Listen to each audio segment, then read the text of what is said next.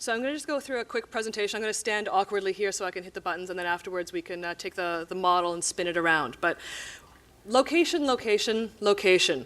Everyone knows the golden rule of real estate. What I want to talk about is what that means in today's digital age and what that means for all of us sitting here. So everyone who lives in Toronto knows that we're lucky to have a great problem. Lots of people want to live and work around here. But we've got a fixed supply of offices and housing out of balance with the growing population. There's less and less land to build on, it's hard to find and expensive to buy. So we see this every day in the news.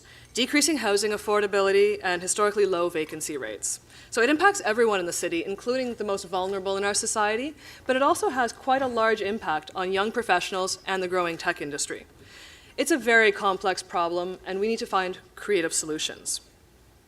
So at Ratio City, we want to transform the traditional real estate development industry through technology. We've built an online mapping and analysis tool that will help developers unlock locations quickly and strategically, getting construction projects out of the ground faster. So here we go. So we've used the open data sets available from the City of Toronto and built a 3D geospatial database. So we've got the extents of every single property in the city, over 500,000 of them, along with their address points and existing uses. We're zooming in here now on City Hall, turning on those address points. You can see there's 100 Queen Street, there's the Sheridan across the street. We've overlaid the zoning map on top, and so that outlines the allowable uses in an area. So in this case, you can see red zones are mixed use and commercial, typically downtown and along the main streets. The purple are employment zones, and yellow are stable neighborhoods. So you're not allowed to build condos or offices in your neighborhoods, so don't touch the yellow. The zoning map also has allowable heights associated with it. So we've mapped those in 3 dimensions. So turquoise is those stable neighborhoods, but you can see downtown you're allowed to build taller. So orange, I think, is 76 meters high. We've also then overlaid the proximity to transit stations, so the subway stations. So these are 500-meter radiuses around all the existing subway stops right now. So you can see how those overlay across the city. So we've made all that information searchable. So you can now search by any combination of allowable zoning and existing use. So as an example, you can find sites that are zoned commercial that are existing parking lots. So this sort of reverse engineers the typical process, where before a real estate developer would say, hey, I'm looking at this parking lot, can I build a 10-story building? We're saying we've got 26 parking lots that you can build a 10-story building on, which is sort of an interesting way of looking at the problem, which hasn't been done before. So we're in the process of adding additional search functionality, but this is where we're at right now. So next, once you've got that site that you're interested in, we can figure out what you can build on it. So by clicking on a site, you can get a quick summary information, the ward, the existing use, the zoning bylaw, and the beta will take the city allowable height and extrude a building up to that. So it'll calculate your property area, the size of the building, and spit out a resulting density ratio and land value. So the way the zoning process works is you can ask for permission from the city to build taller.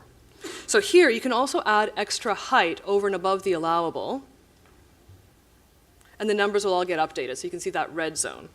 Once you've got all your settings set the way you like, you can test that same building on different sites in the city simply by clicking around. So this last site's a little bit smaller, so that tower, again, is smaller than the minimum allowed, but if we adjust some of the parameters, it'll grow another building right there. So that's what we've been working on so far. What we're doing next is we want to add additional layers of information and make it all searchable. We want to add a land assembly function so that you can add multiple sites into a single project and add more detailed and more refined 3D building massing so you can customize extra parameters. We're also looking at buying some LiDAR data to increase the amount of detail that we can get from the 3D city model.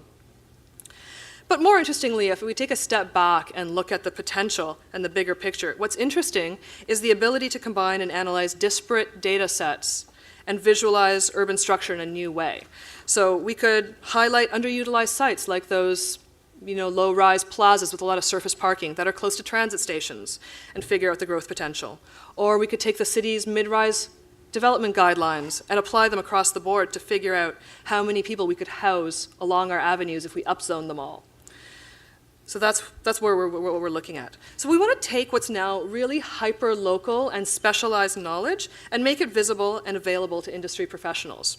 We hope to move beyond just location, location, location, and we think that Ratio City can help build a smarter, denser, more livable city for all of us. So I'm happy to answer questions if anybody's got. I can try to get the beta for a live spin if that's interesting. One.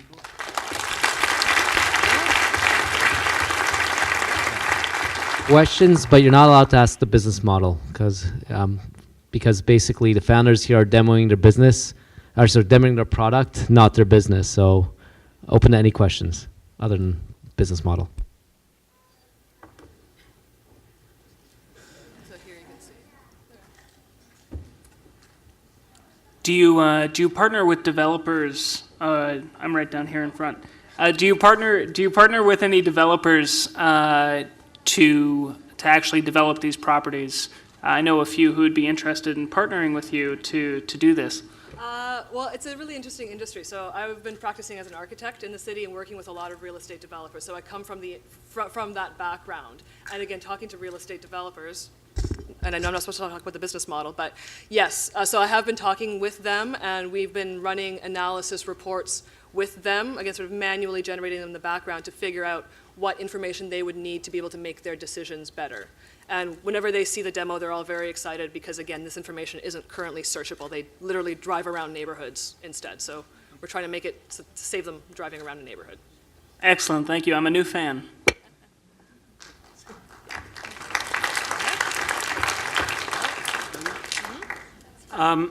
Does your plan, first of all, are you in other cities besides Toronto?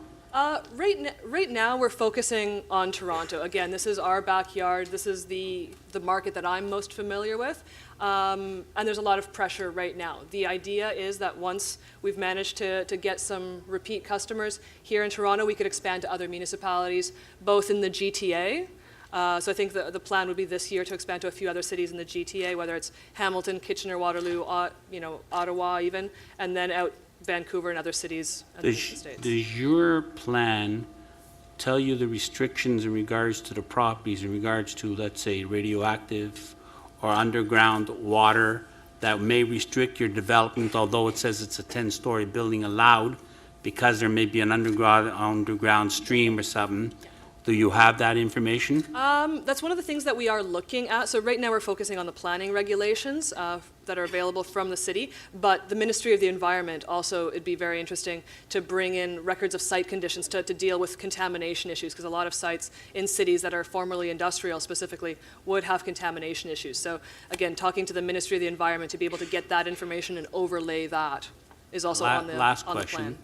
In regards to your plans and what the potential is for a property, do you have knowledge of who is disputing everything that's going on in the city, like which local communities are fighting development, and could be restrictions? It's nice to say you can build a 14-story condo, but if you got everyone around the area saying no, and the councillors go along with them, do you have, so you don't waste your time in regards to that, or no, there's a negative point? Yeah, no, absolutely, and that's why, again, when we were building that 3D model, the yellow is what you can go in tomorrow and ask and build. The red is the difference between what the city allowable zoning is and what you might need in order to make the pro forma work. The other thing to note is the provincial planning policies have changed in the past year, so the OMB is being phased out. There's a new approval system coming in. So again, there's a whole bunch of questions and unknowns about how that new process is going to be implemented. And so being able to focus on those yellow boxes, not so much the red, I think is where we're going to be going with this. Thank you.